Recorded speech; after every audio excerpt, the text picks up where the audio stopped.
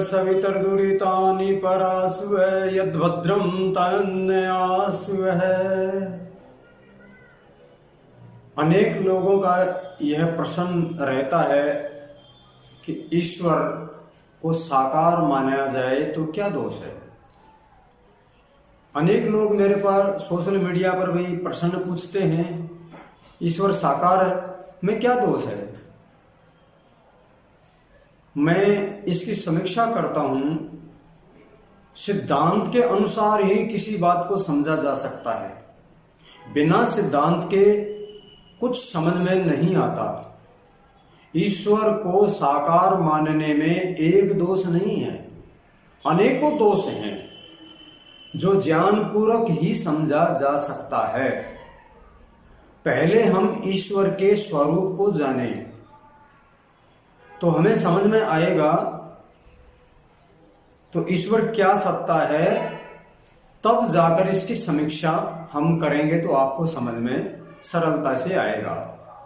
ईश्वर का स्वरूप वेदों में ईश्वर सच्चिदानंद स्वरूप, निराकार, न्यायकारी, सर्वशक्तिमान, दयालु, अजन्मा, अनंत, निर्विकार, सर्वाधार, सर्वेश्वर, सर्वव्यापक, सर्वांतर्यामी,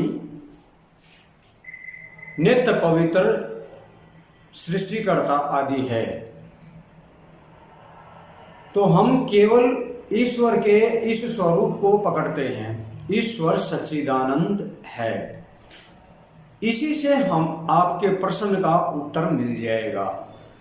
इसमें 3 पद हैं, सत्य, चित्त और आनंद। सत्य का अर्थ है जिसकी सत्ता हो। ईश्वर की सत्ता है या नहीं, आप कहेंगे है। और वह भूत, भविष्य, वर्तमान, इन तीनों कालों में एक रस रहने वाला, अर्थात किसी भी प्रकार का परिवर्तन नहीं होता, वह सत्य है।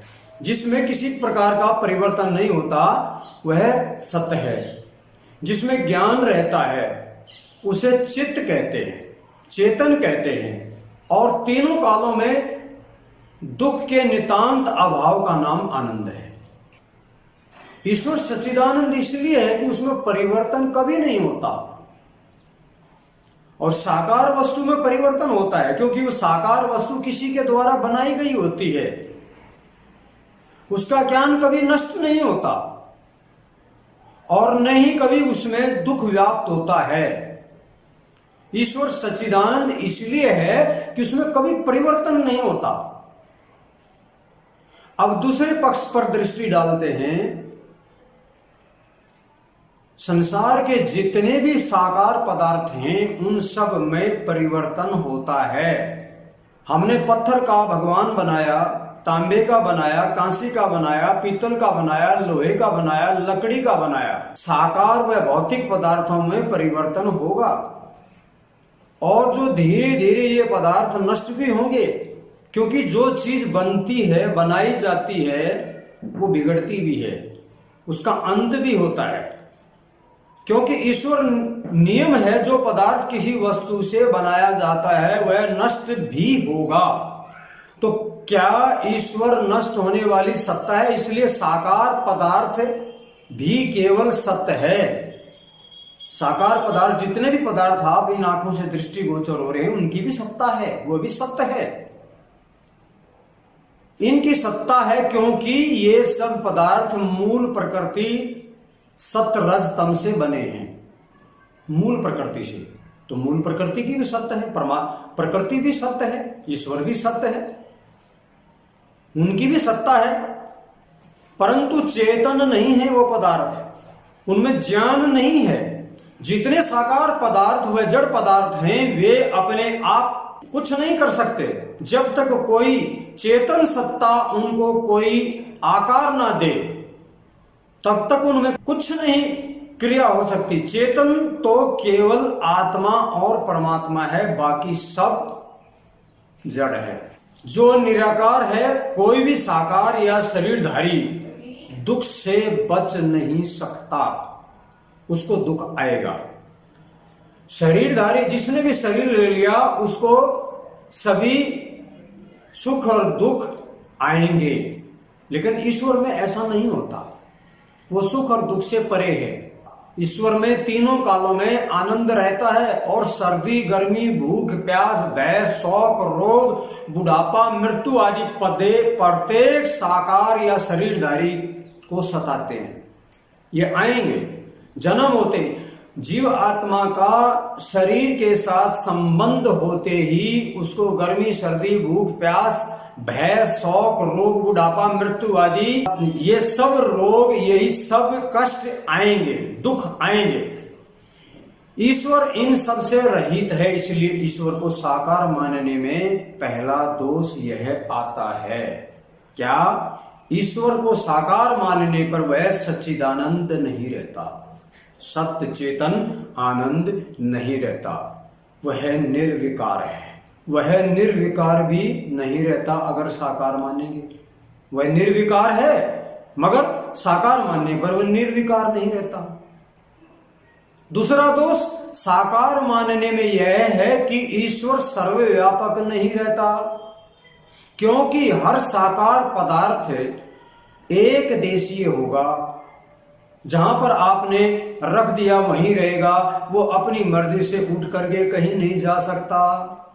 अर्थात आप उदाहरण से देख सकते हैं, आज तक किसी भी मंदिर में मनुष्य के द्वारा साकार भगवान बनाया हुआ मंदिर से चल करके किसी दूसरी और जगह गया, वो एक ही जगह जहां आपने बिठाया वहीं रहता है, वहीं पर उसमें परिवर्तन होता रहता है?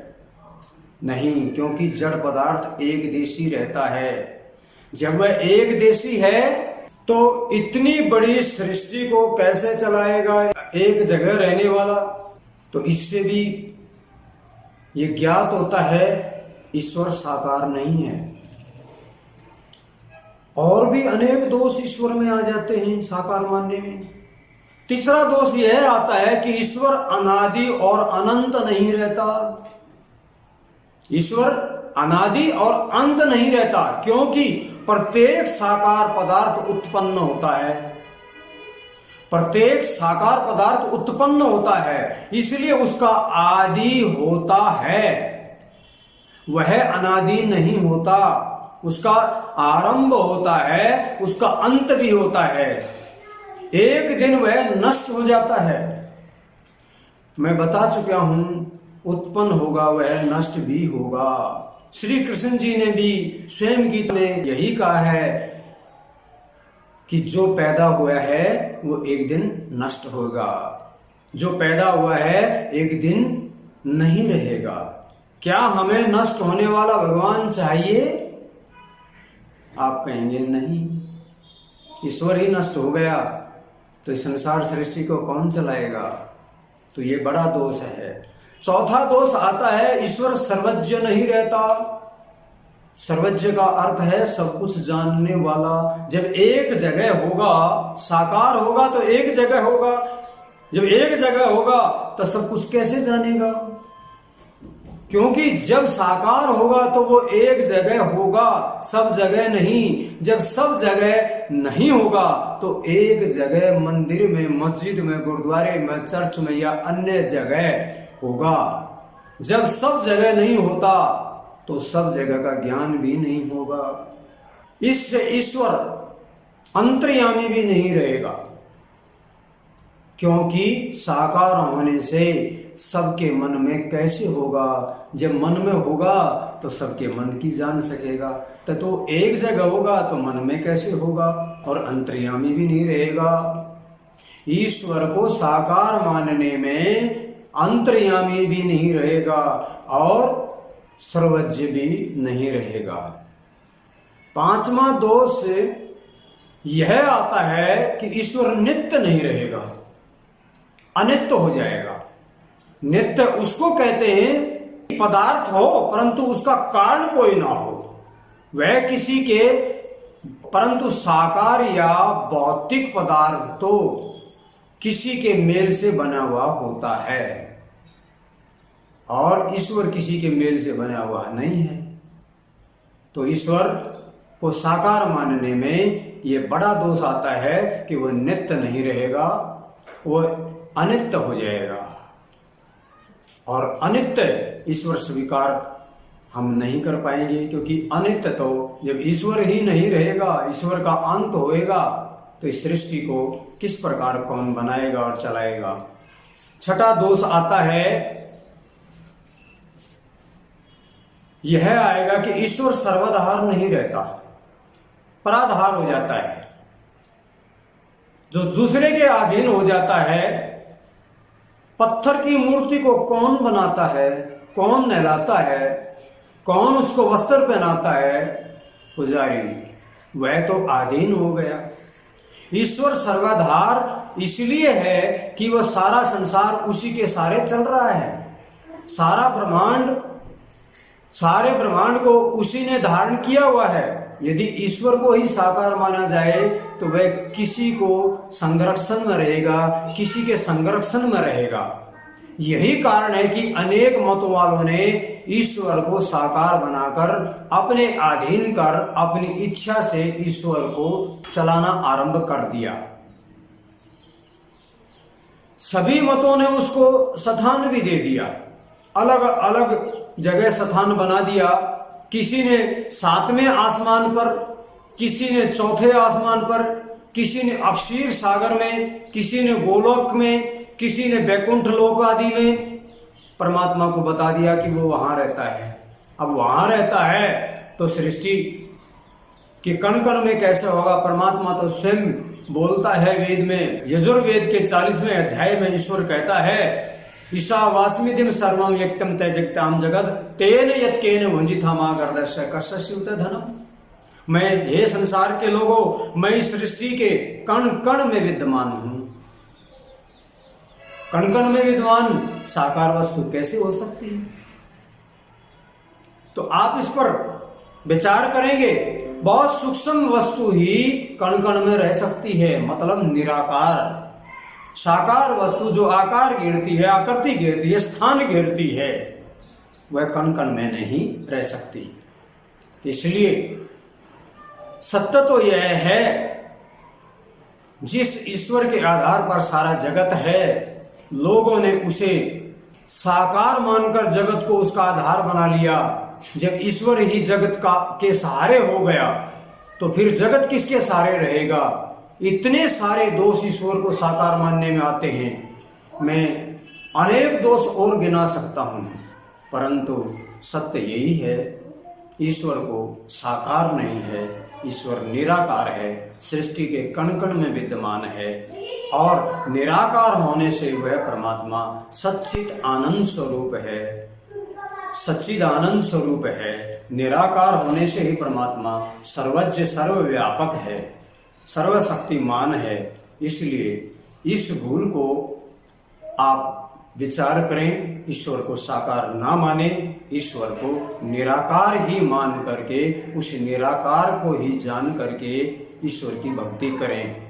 तो निराकार मानने में ईश्वर पर आप दोष लगा रहे हैं, और ईश्वर पर हम दोष लगा रहे हैं तो ये हम अपने साथ अन्याय कर रहे हैं।